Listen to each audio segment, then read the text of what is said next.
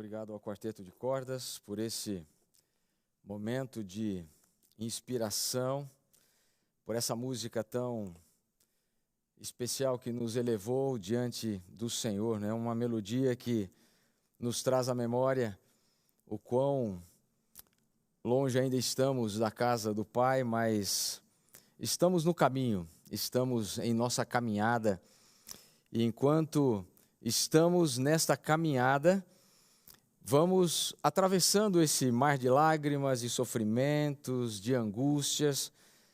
E eu quero, de maneira muito carinhosa, nessa manhã de sábado, estender aí os meus sinceros cumprimentos a todos que nos assistem. Como eu gostaria que os nossos irmãos e a nossa comunidade estivessem aqui conosco nesse momento de adoração. Mas eu sei que aonde você está, aonde você se encontra agora, Deus está com você. Durante essa semana, oramos por muitas pessoas, dezenas, centenas de pessoas que estão passando por momentos muito difíceis.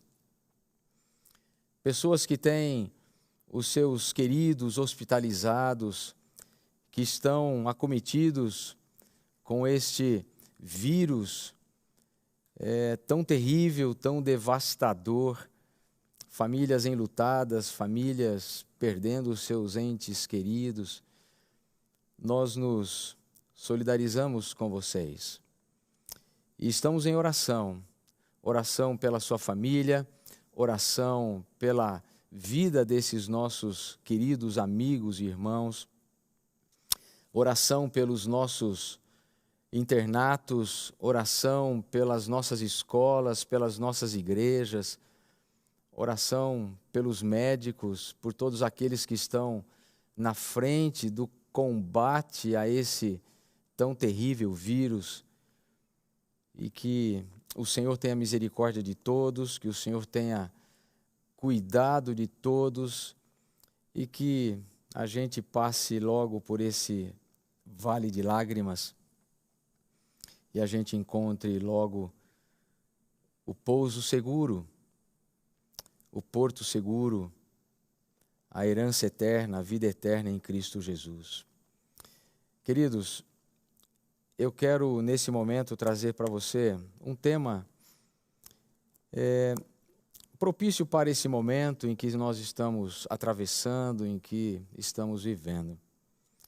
Eu intitulei Esperança além das lágrimas. E antes de abrir a Bíblia, eu quero convidar você a fechar os olhos e vamos falar com Deus e pedir que Ele nos mostre, através da sua palavra, aquilo que Ele quer que nós entendamos nessa manhã. Vamos orar? Querido Deus, querido Pai, obrigado por esse momento de reflexão, obrigado pela oportunidade de abrirmos a Tua palavra. Eu sei, Pai, que há muitas pessoas que estão assistindo esse culto em casa, outros em um hospital, outros em diferentes lugares. Pai querido, alcance cada um com a Tua bênção nesta manhã. O Senhor sabe o que cada um precisa, o Senhor sabe a dor que cada um está sentindo, o Senhor sabe o alento que cada um precisa receber nesta manhã. Então, Senhor, usa-nos apenas como instrumentos de paz e de bênçãos na vida dessas pessoas. E que o Senhor esteja conosco e que o Teu Espírito esteja nos iluminando nesta hora. E é o que te pedimos e te agradecemos, em nome de Jesus. Amém. Como disse o tema, Esperança além das lágrimas. E a base do nosso sermão de hoje é o livro de Lamentações. E eu vou convidar você a abrir a Bíblia no livro de Lamentações. Você sabe quem escreveu o livro de Lamentações? Tanto judeus como cristãos dos tempos antigos consideravam as Lamentações como obra do profeta Jeremias. E Ellen White, ela, em uma citação do livro Profetas e Reis, além de atribuir a Jeremias a autoria dessas lamentações, ela também nos apresenta o porquê Jeremias escreveu essas lamentações. No livro Profetas e Reis, página 461, ela diz o seguinte: a tristeza do profeta, em vista da completa perversidade dos que deviam ter sido luz espiritual do mundo, sua tristeza pela sorte de Sião e do povo levado cativo para a Babilônia é revelada nas lamentações que ele deixou registradas como memorial da estultícia de deixar os conselhos de Jeová pela sabedoria humana. Essa declaração nos faz entender muitas coisas. Primeiro, ela nos faz entender que o momento emocional pelo qual Jeremias estava passando ao escrever essas lamentações era um momento muito difícil. O que estava acontecendo?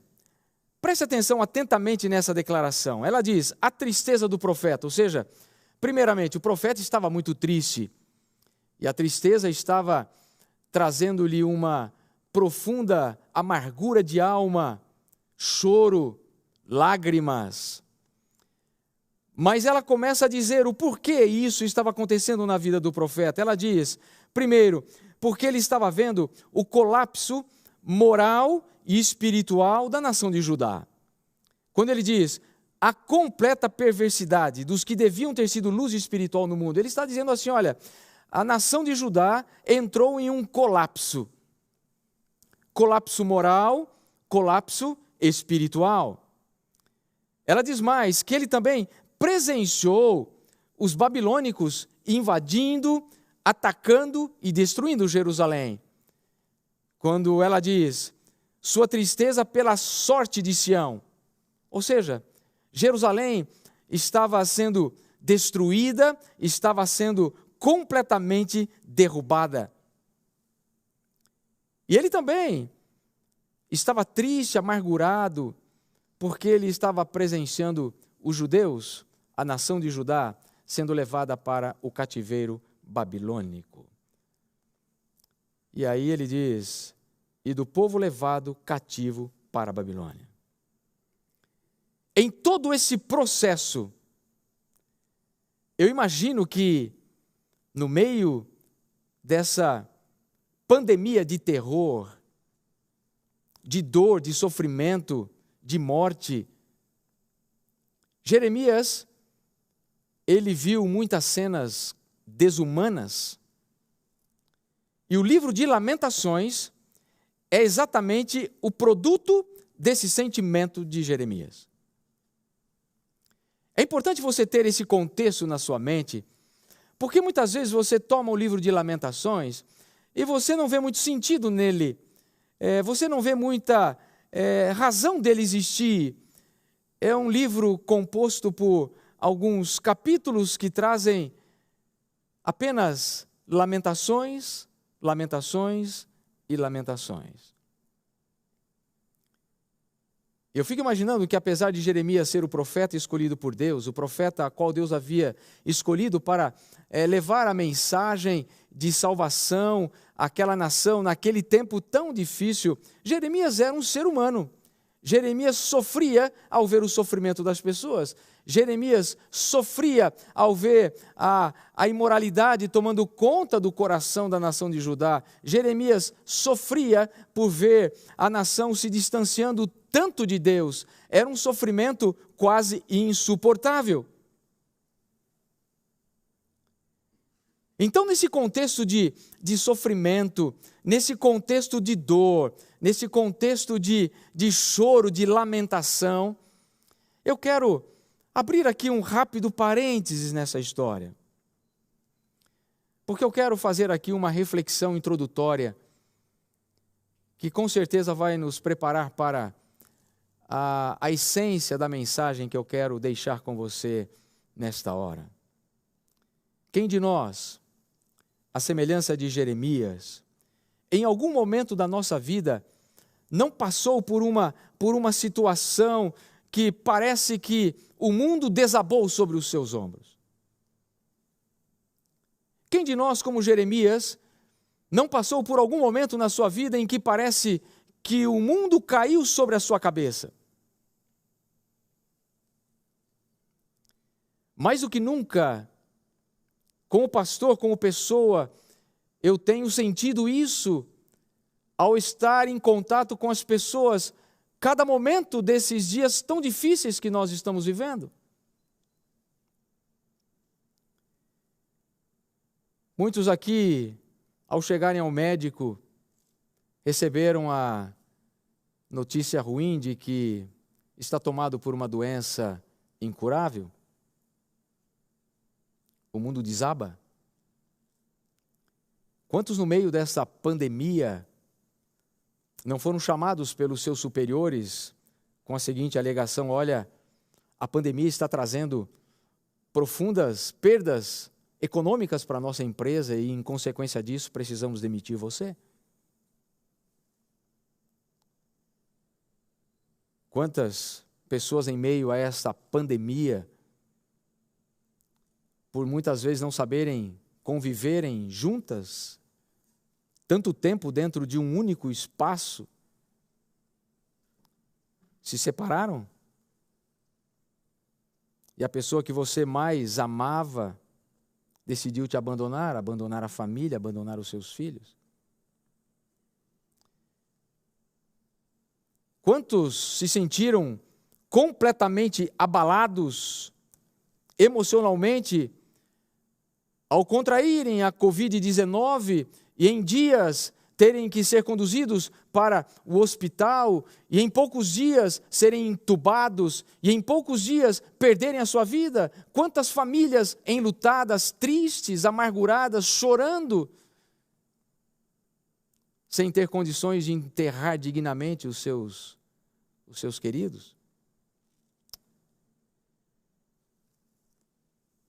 Como nós reagimos diante dessas circunstâncias? Quem você busca nessas horas?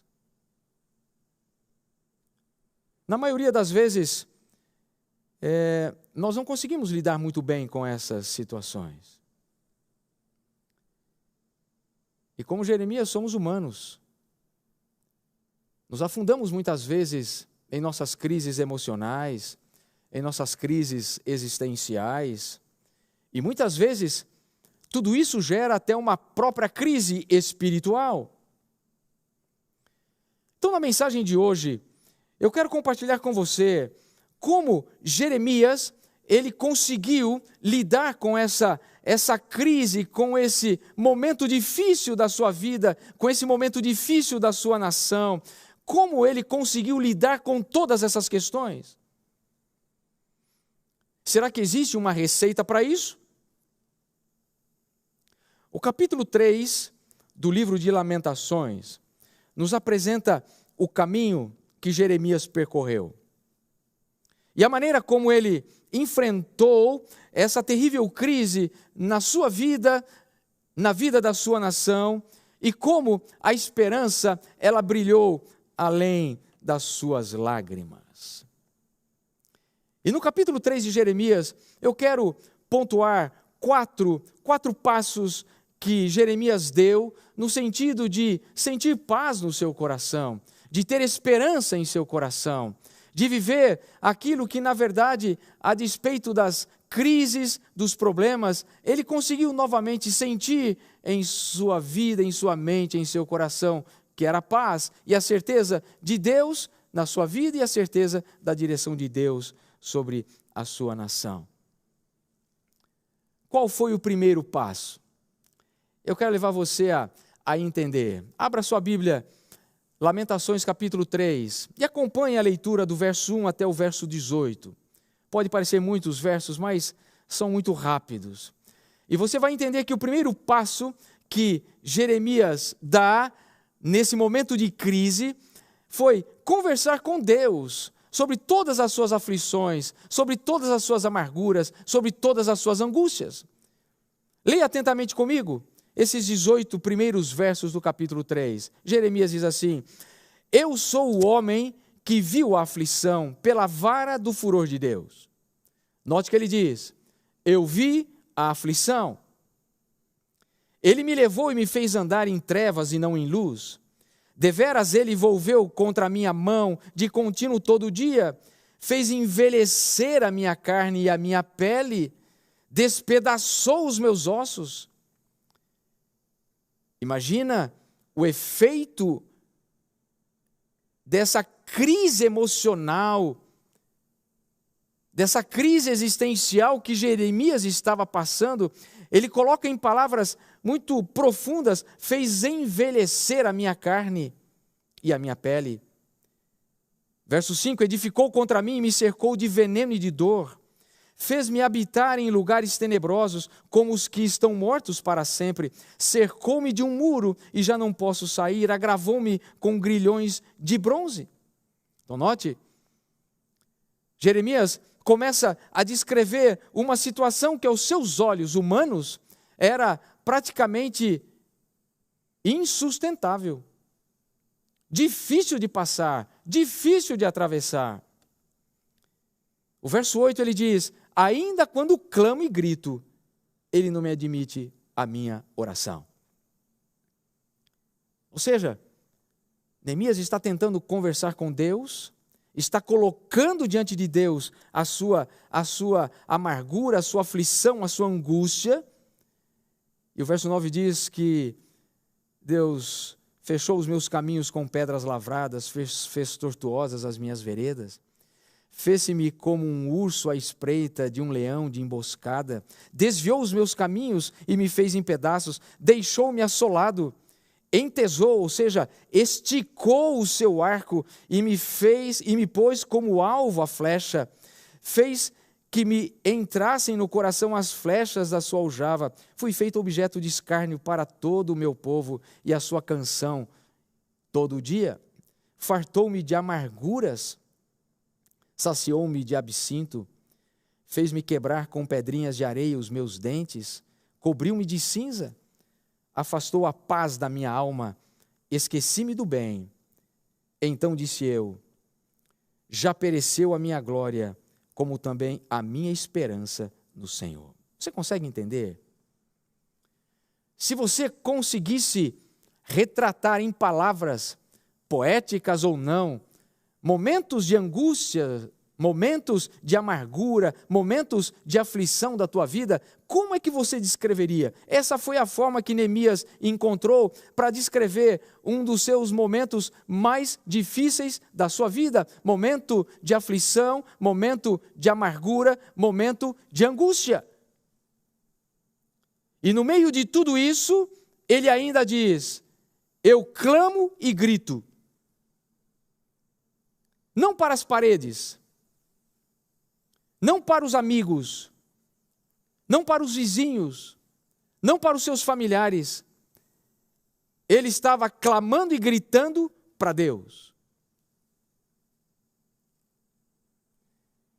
Eu queria que você entendesse que o que me chama a atenção nessas palavras que Jeremias escreve nesses 18 primeiros versos do capítulo 3, é a maneira sincera como ele extravasa aquilo que ele estava sentindo diante da realidade que estava vivendo.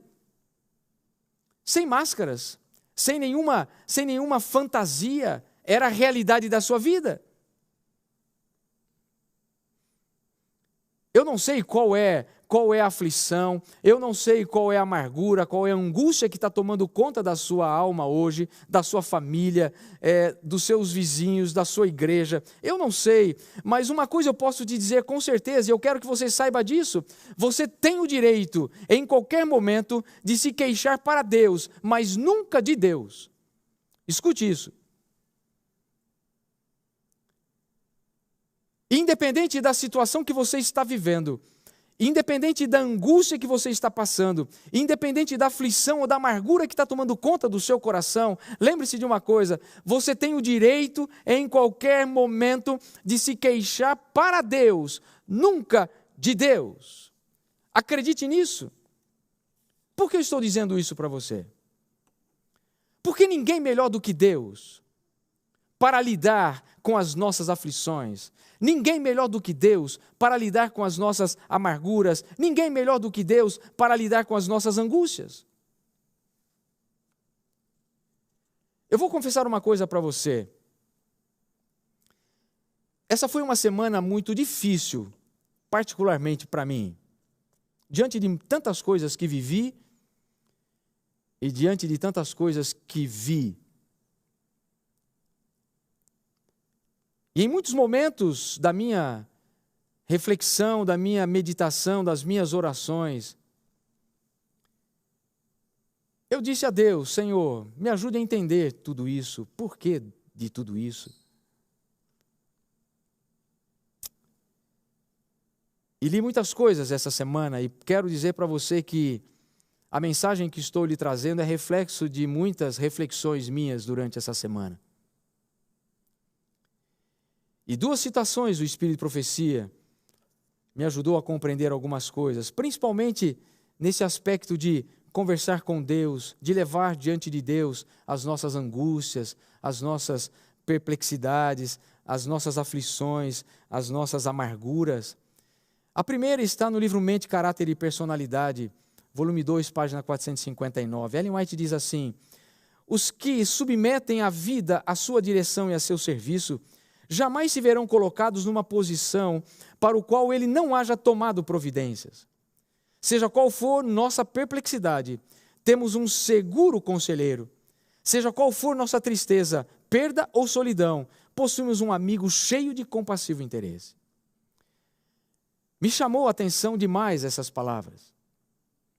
Primeiro porque Ellen White diz que quando nós nos submetemos à vontade de Deus, quando nós nos submetemos à direção de Deus, quando nós nos colocamos a serviço do Senhor, nós jamais seremos colocados, jamais vivenciaremos, jamais estaremos em um lugar aonde Deus já não haja tomado as devidas providências. Eu louvo a Deus por isso. E seja qual for a nossa perplexidade, diz ela, nós temos um seguro conselheiro. Ou seja, vá a esse conselheiro, fale com ele. Eu não estou aqui fazendo nenhuma apologia contra os terapeutas, os psicólogos, que estão com as suas agendas lotadas, que estão com as suas salas transbordando de pessoas na busca de alguém que lhes dê ouvido, de alguém que lhes oriente, de alguém que lhes dê um conselho, lhes dê uma direção. Eu não sou contra, são pessoas usadas por Deus para nos ajudar, para nos abençoar, para nos redirecionar. Mas o que eu quero dizer para você é que Deus tem que ser o primeiro a ser buscado. Você está vivendo um luto? Busque a Deus. Você está vivendo uma situação de tremenda perplexidade, angústia, amargura? Fale com Deus. Abra o seu coração com Deus. Faça como Jeremias, clame e grite. Não tenha medo de fazer isso, porque Ellen White nos diz que ele é um seguro conselheiro. É um amigo cheio de compassivo interesse. E essas palavras me são muito próprias. Compassivo interesse. Muitos se interessam por você, não por aquilo que você necessita, mas por aquilo que você tem. Por aquilo que você pode dar, por aquilo que você pode oferecer. Mas Deus é o único que olha para você na sua situação mais miserável. Quando você está totalmente quebrado e destruído e não tem nada para oferecer, Ele é o único que pode reconstruir você. Ele é o único que pode restaurar as suas emoções. Ele é o único que pode restaurar as suas mais profundos sentimentos. É Ele que pode fazer isso. Melhor do que ninguém. Olha essa outra citação do livro Desejado de Todas as Nações. Ellen White diz assim: conheço as vossas lágrimas, também eu chorei. Aqueles pesares demasiado profundos para serem desafogados em algum ouvido humano, eu os conheço. Não penseis que estáis perdidos e abandonados, ainda que vossa dor não encontre eco em nenhum coração na terra, olhai para mim e vivei. Não é lindo isso? Conheço as vossas lágrimas. Eu chorei. Então você não precisa ter medo de chorar para Jesus. Você não precisa ter medo de clamar, gritar e chorar. E colocar para Ele tudo aquilo que você está sentindo como dor, como amargura, como aflição na sua alma. Conversar com Deus sobre todas as suas aflições, sobre todas as suas amarguras e angústias, é o primeiro passo que Jeremias nos dá para você viver com esperança além das lágrimas. Sabe qual é o segundo passo? Sabe o que foi que Jeremias fez? Jeremias mudou o foco da dor para o amor de Deus. E a gente vê claramente isso em Lamentações, no capítulo 3, nos versos 21 a 23. E depois de clamar, gritar, falar, suplicar, ele muda o foco da dor para o amor. Isso é extraordinário, porque quem provoca isso em nós é o próprio Deus, que começa a nos dar percepções. E algumas coisas são aparentemente imperceptíveis. Vocês, olha, como eu mudei, como eu estou pensando assim e não pensava dessa maneira. Há um momento profundo de aflição, há um momento profundo de angústia, e de repente você clama ao Senhor, você busca o Senhor, você gasta horas na presença do Senhor, você gasta dias, semanas, às vezes meses na presença do Senhor, e de repente as coisas mudam na sua mente, mudam no seu coração. E foi isso que aconteceu com Jeremias. A Bíblia não me diz quanto tempo ele gritou, quanto tempo ele clamou. A Bíblia apenas me diz que ele fez isso. Mas o resultado disso, de clamar, de gritar, foi uma mudança de foco da dor para o amor de Deus.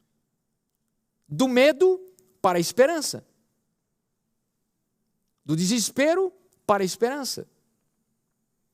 E olha o que diz o verso 21 a 23. Parece até um outro homem escrevendo. Não parece o mesmo homem que escreveu os 18 primeiros versos? Você precisa ter esse sentimento, você precisa ter essa percepção, porque alguns processos na nossa vida, eles só se desenrolam, alguns nós, eles só se desatam quando a gente leva esse nó para Deus. Acredite nisso. E então ele diz isso. É como se Deus estivesse tirando esse nó da mente, da dúvida, da incerteza que Jeremias tinha em sua mente. Deus desatando esse nó. E Jeremias então escreve: quero trazer à memória o que me pode dar esperança. Note, as misericórdias do Senhor são a causa de não sermos consumidos, porque as suas misericórdias não têm fim, renovam-se cada manhã, grande é a tua fidelidade. Você percebe esse nó sendo desatado na mente de Jeremias? O que é que poderia lhe trazer esperança nesse momento tão difícil? As circunstâncias não haviam mudado. Note, isso é importante você entender. As circunstâncias eram as mesmas. A dor era a mesma. O sofrimento era o mesmo. Mas o foco mudou.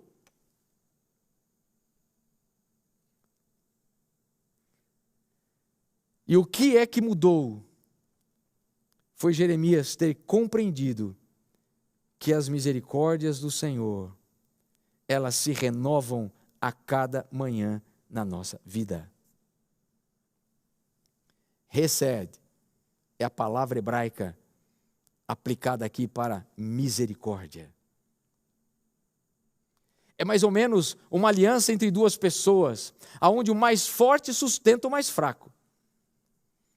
Aonde aquele que não tem forças se agarra às mãos daquele que é forte. Aonde aquele que não tem mais condições de caminhar pula nos braços daquele que tem pernas fortes para te carregar.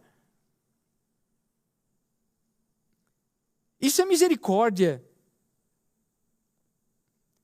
Isso está muito além de bondade. Bondade é algo que você faz e muitas vezes espera um retorno, não é isso? Você empresta e alguém talvez te paga. Você supre uma necessidade aqui, você foi bondoso. E de repente essa pessoa lhe paga a bondade e lhe retribui a bondade. Mas misericórdia não tem preço. Misericórdia não se retribui. Misericórdia se aceita. Misericórdia é algo que Deus te dá sem te cobrar nada. E queridos, é algo extraordinário, essa visão que Jeremias tem, quando ele fala assim, as misericórdias não têm fim, elas não têm preço, elas não têm valor, porque elas provêm de Deus. Só Deus pode ter misericórdia. Só Deus pode nos oferecer essa preciosidade que nenhum ser humano pode te dar. E essas misericórdias, elas se renovam a cada manhã. Então deixa eu dizer algo para você que está passando por um momento de aflição, para você que está passando por um momento de sofrimento, de angústia, de amargura.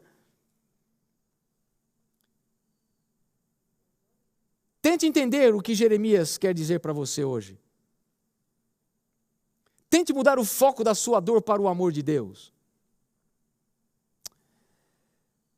Se você só pensar nas coisas que não deram certo na sua vida, você vai ficar totalmente deprimido. Se você passar o tempo todo pensando no coronavírus, se você passar o tempo todo pensando que essa doença está batendo a porta da tua casa, se você estiver o tempo todo pensando na desgraça, nas mortes, no sofrimento, nos hospitais, nas UTIs, no desemprego, na crise econômica, na crise financeira, no desemprego, você vai morrer. Olha o que Deus me mostrou essa semana. 3 citações para você. A primeira está no livro Mente, Caráter e Personalidade, volume 2, página 459. Sua felicidade, tanto nessa vida como na futura, depende de que fixem a mente em coisas animadoras. Desviem-se eles do sombrio quadro que é imaginário, voltando-se para os benefícios que Deus lhes tem aspargido na estrada e, para além desses, aos invisíveis e eternos. Note, sua felicidade, tanto nessa vida como na futura, depende de que fixem a mente em coisas animadoras. Na página 459 ainda ela continua dizendo assim: não é sábio ajuntar todas as penosas recordações da vida passada, injustiças, decepções, e falar tanto sobre elas e lamentá-las tanto que nos sintamos esmagados pelo desânimo. Uma alma desalentada acha-se rodeada de trevas, excluindo a luz de Deus de si própria e lançando sombras sobre o caminho dos outros. Então não é sábio você ficar ajuntando aí essas penosas recordações da vida passada, ficar falando sobre elas, alimentando mais tristeza no seu coração, lamentando mais, porque se você fizer isso, segundo Ellen White, você vai se sentir esmagado pelo desânimo. E é isso que o diabo quer fazer com você. É isso que Satanás quer fazer com você nesse momento tão difícil, tão devastador que estamos vivendo. Mas ela diz mais na página 460, se pensássemos e falássemos menos em nossas provas e mais na misericórdia e bondade de Deus, sentir-nos-íamos erguidos acima de boa parte de nossas sombras e perplexidades. Qual é a orientação? Qual é o desafio que Ellen White coloca diante de nós? Falarmos menos em nossas provas e falarmos mais o quê? Nas misericórdias e na bondade de Deus. É por isso que Jeremias diz para nós? Quero trazer à memória o que me pode dar esperança. As misericórdias do Senhor são a causa de não sermos consumidos, porque as suas misericórdias não têm fim, elas renovam-se cada manhã. Grande é a tua fidelidade. Eu vou dizer para você com toda a sinceridade, existem algumas coisas na minha vida que, se eu começar a lembrar, vão me fazer muito mal. Elas já aconteceram. Elas não estão acontecendo mais. Elas marcaram, elas me trouxeram amargura, elas me trouxeram aflição, elas me trouxeram tristeza. Sou humano, sou de carne e osso. Elas me machucaram, me feriram, doeram muito, chorei. Mas se eu ficar pensando nisso, eu vou simplesmente definhar. Eu tenho que pensar menos nessas coisas e pensar mais na misericórdia do Senhor. Eu sempre digo que a maneira como você se sente é determinado por tudo aquilo que você pensa. A sua mente é o comando do seu corpo. A sua mente determina o seu entusiasmo ou o seu desânimo. A sua mente determina a sua coragem ou a sua covardia. A sua mente determina o seu sucesso ou o seu fracasso. E eu posso dizer sem nenhum medo de errar, a sua mente determina a sua vida ou a sua morte. Então, se pensássemos mais e se pensássemos mais na misericórdia de Deus e falássemos menos das nossas provas, nos íamos erguidos acima de boa parte de nossas sombras e perplexidades. Palavras lindas. Então, queridos, o segundo passo que Jeremias nos orienta e nos dá é mudar o foco da dor para o amor de Deus. Qual foi o terceiro passo que Jeremias dá?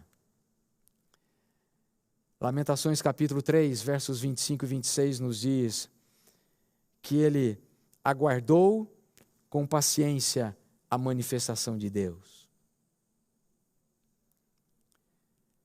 O que ele nos diz? Lamentações 3, 25 e 26. Bom é o Senhor para os que esperam por Ele, para a alma que o busca. Bom é aguardar a salvação do Senhor, e isso em silêncio. Eu vou repetir algo que eu já disse anteriormente para você. A impressão que eu tenho, e eu confesso que muitas vezes eu já me deparei muito diante do capítulo 3 do livro de Lamentações. Para mim ele é um divisor de águas. Mas a impressão que tenho é que outra pessoa escreveu esses versos, e não o mesmo que escreveu os 18 primeiros versos.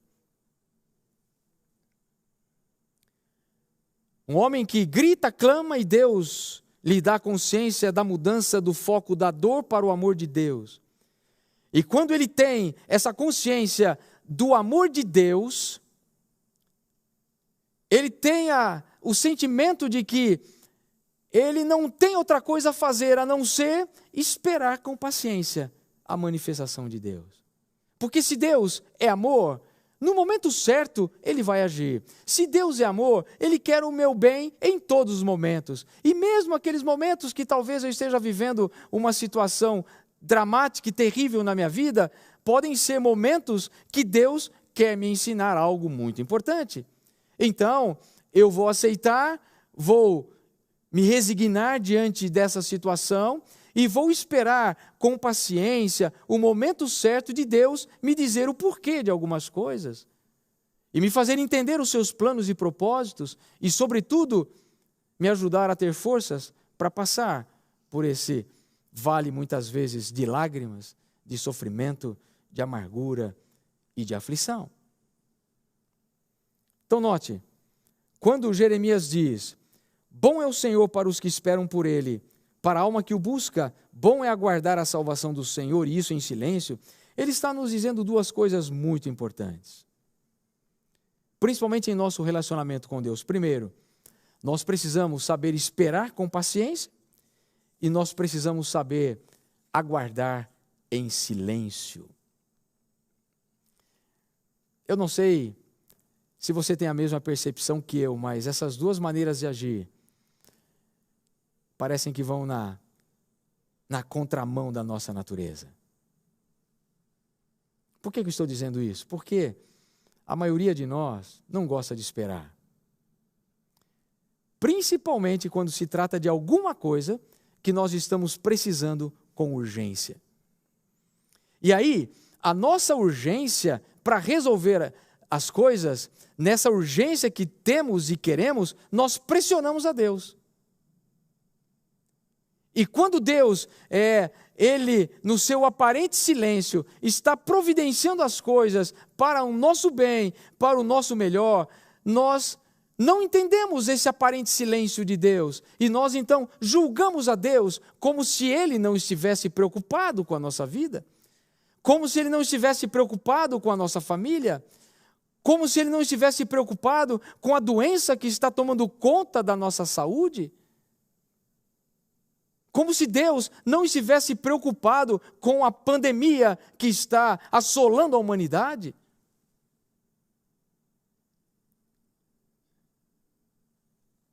Alguns dias atrás eu estava lendo o livro Caminho a Cristo, preparando ali um dos temas dos Minutos de Esperança, e eu me deparei com um parágrafo.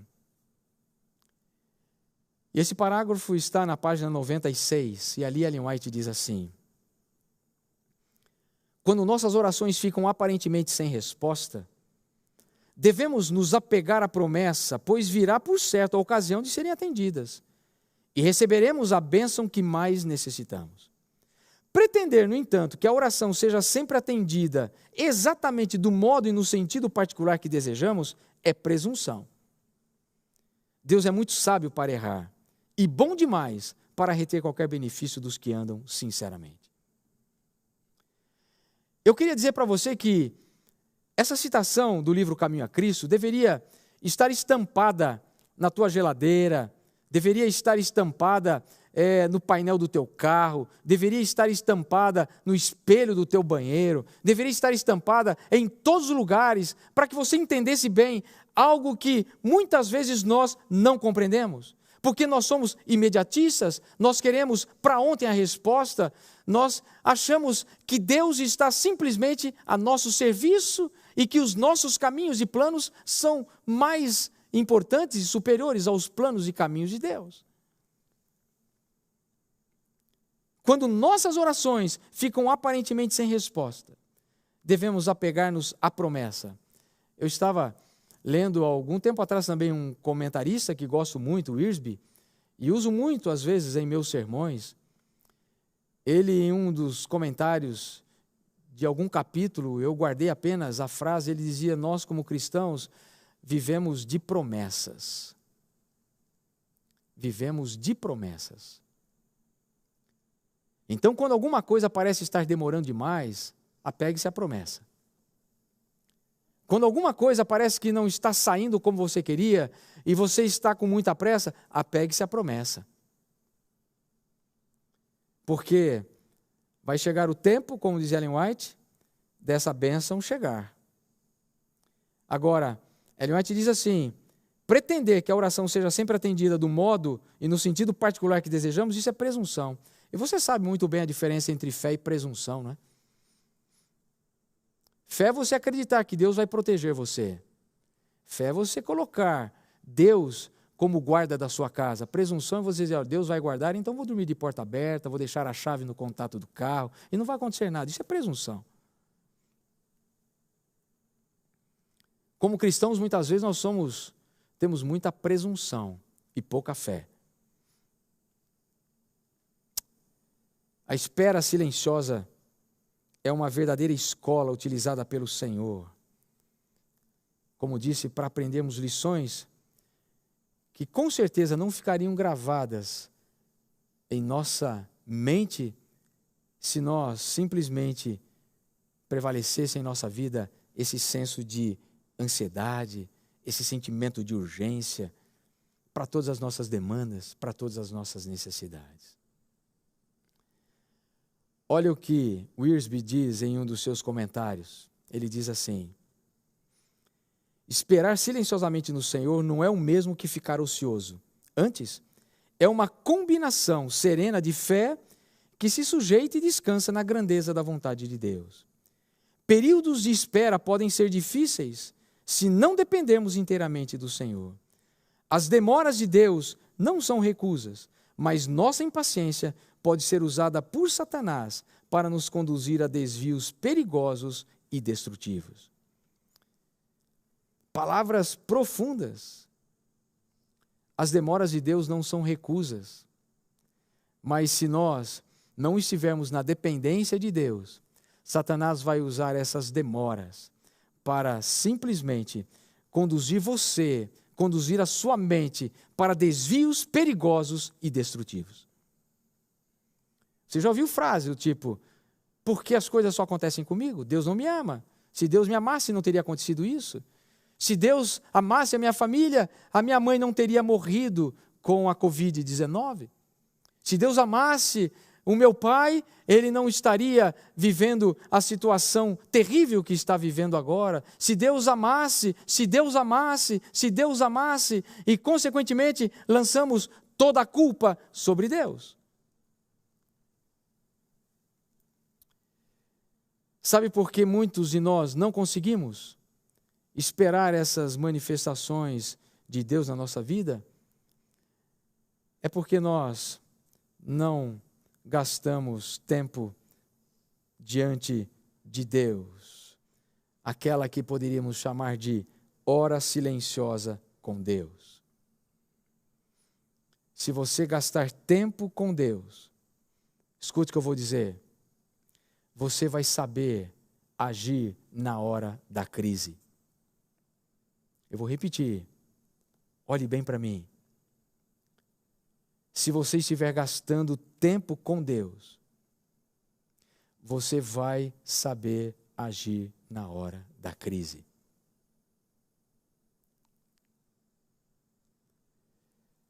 Aguardar com paciência a manifestação de Deus é o terceiro passo que Jeremias nos ensina para conseguirmos viver com esperança além das lágrimas.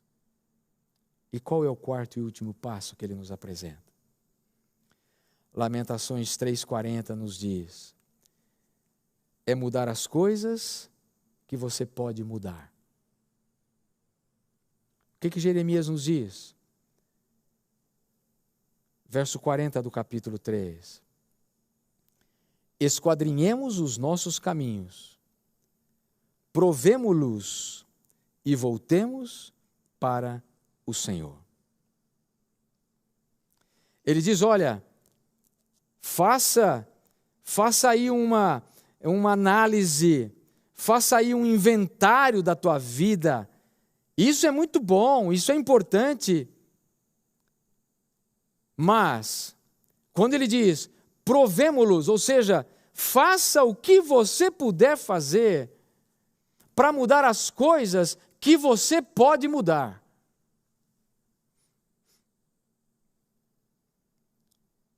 Tem coisas que você não pode mudar, você tem que aceitar. Eu não posso mudar a família em que eu nasci. Eu não posso mudar as características que tenho, que eu herdei. Eu não posso mudar o meu passado. Eu não posso mudar a minha descendência. Não é? Mas quando eu olho para essa questão, algumas coisas são importantes e me vêm à mente. Embora eu não possa mudar, Deus, Ele pode fazer com que essas marcas, sejam elas positivas ou negativas, não interfiram na minha caminhada, na minha vida. E essas coisas podem estar em mim, eu posso conviver muito bem com elas. E Deus me dá paz, me dá tranquilidade, Deus me ajuda a continuar firme na minha caminhada. Tem coisas que eu não posso mudar, mas há coisas que eu posso mudar. E o que Jeremias está dizendo é que eu tenho que fazer todos os dias esse inventário na minha vida e encontrar aquilo que eu tenho que fazer para que Deus possa, então, a partir daí, agir de maneira mais profunda na minha vida. E quando eu olho para esse contexto, e olho para toda a história da nação de Judá, eu fico imaginando que se Judá tivesse dado orientação, ou melhor, tivesse dado ouvido à orientação de Deus, se Judá tivesse mudado o seu procedimento, se Judá tivesse sido uma nação que estivesse pensando na vontade de Deus, as coisas teriam sido completamente diferentes. Eles talvez não teriam sido levados para o cativeiro, Jerusalém e o templo não teriam sido destruídos, tanta coisa ruim não teria acontecido.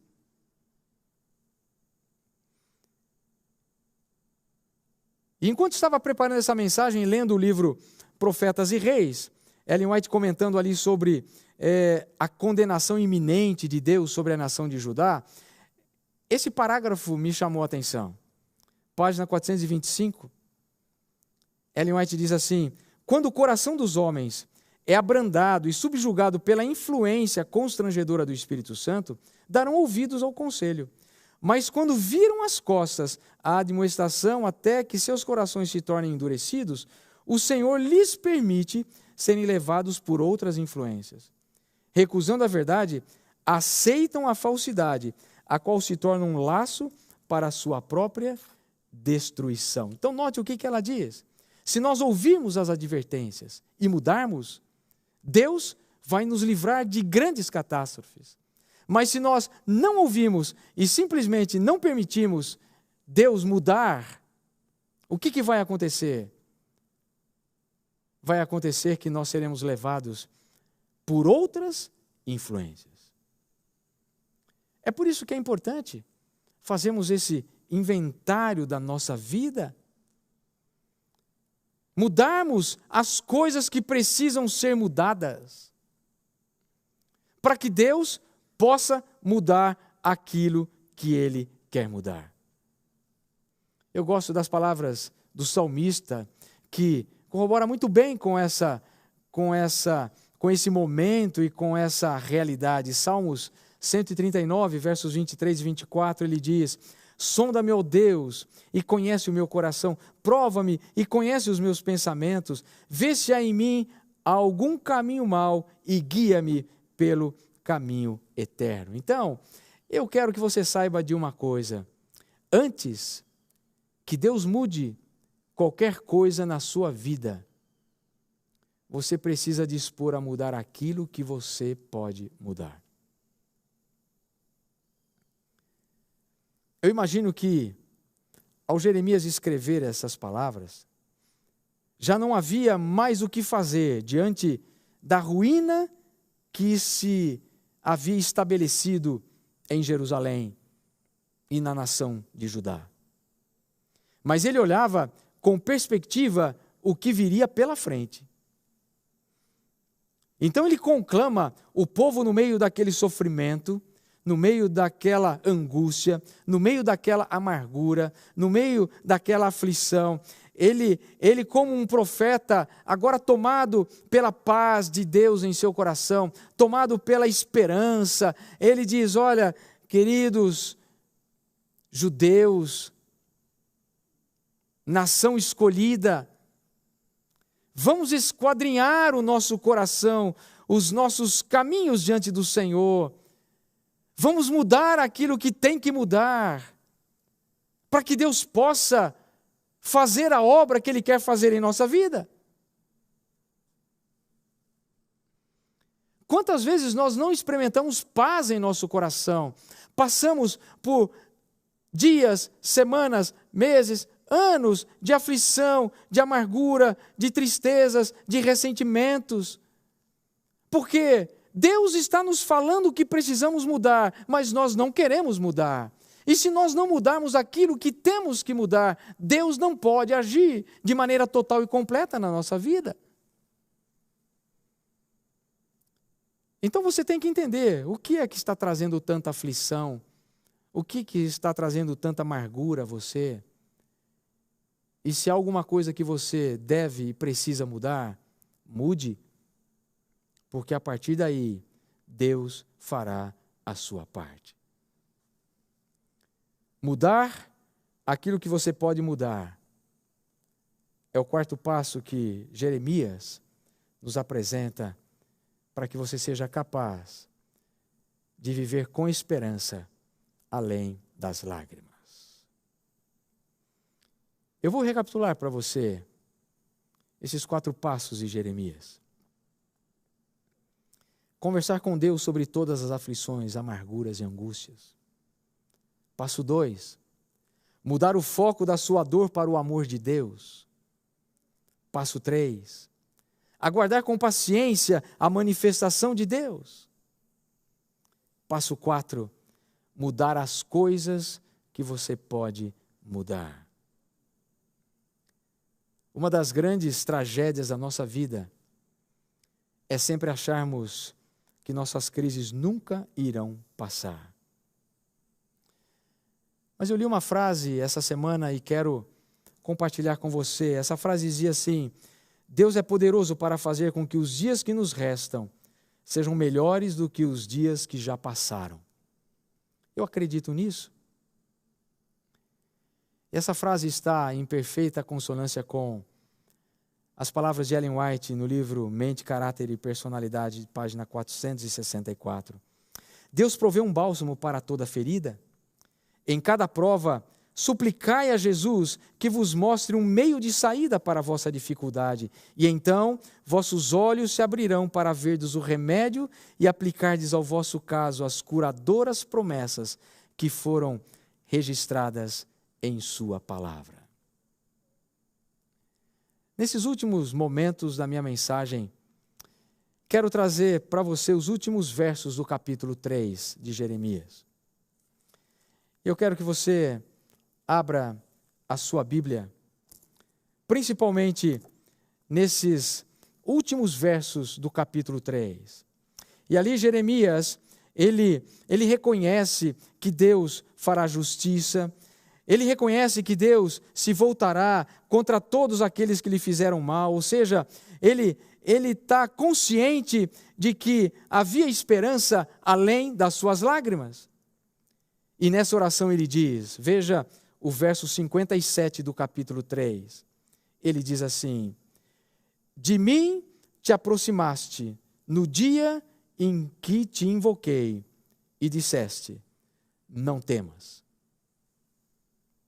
Palavras lindas. De mim te aproximaste no dia em que te invoquei e disseste, não temas.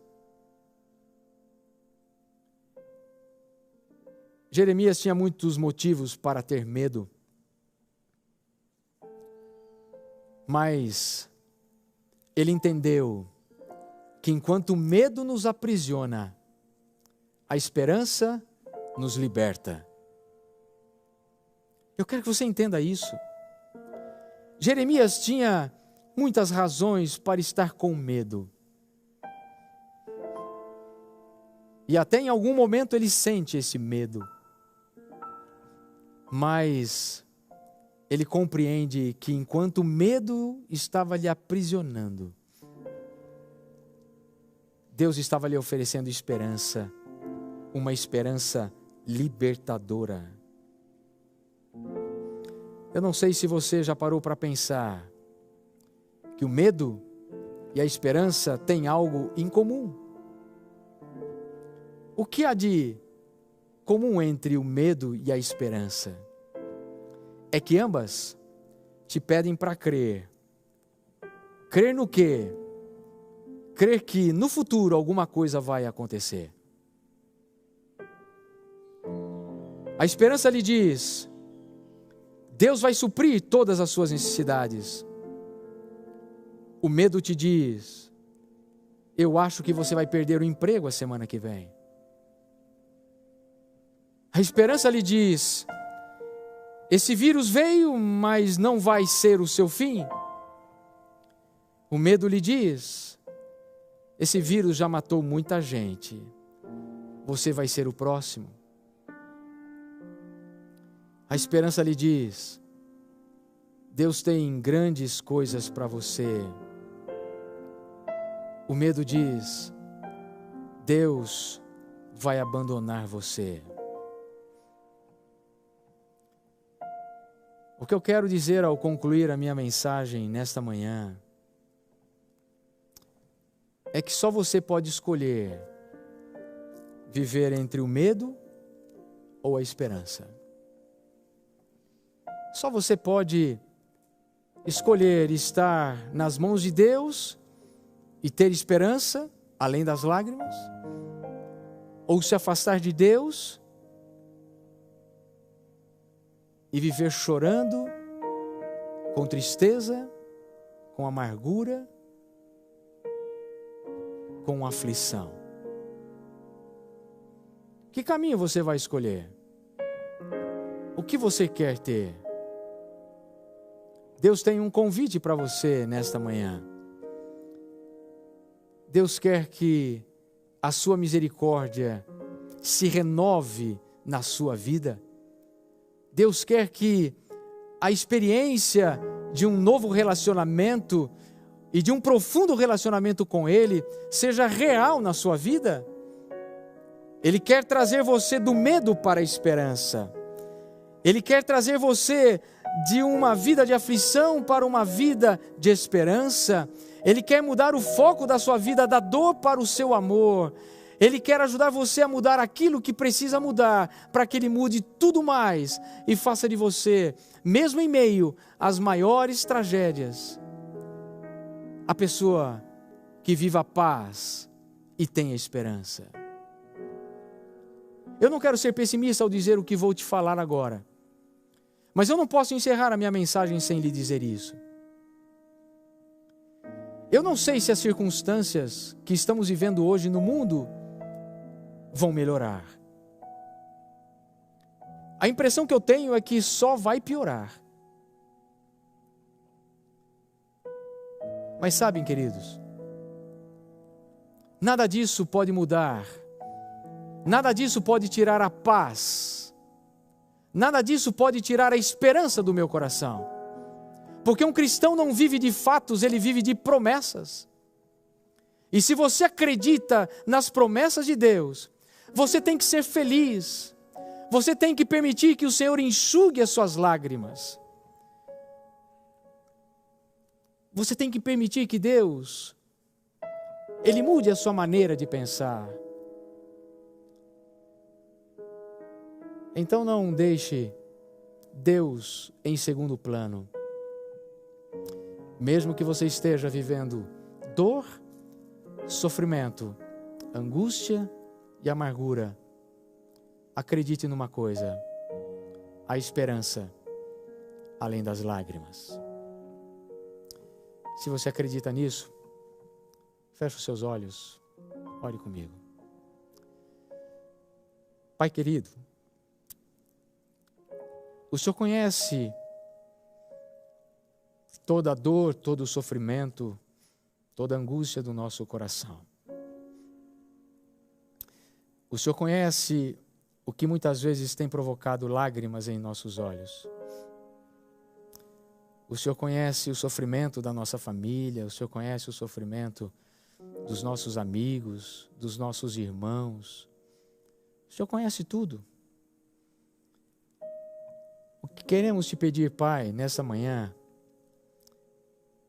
é que o Senhor tire essa dor, essa amargura do nosso coração.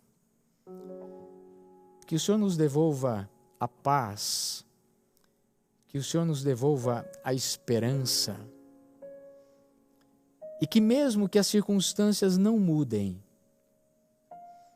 que os nossos olhos estejam firmes na eternidade, num país, num mundo sem dor, sem coronavírus, sem cemitérios, sem UTIs.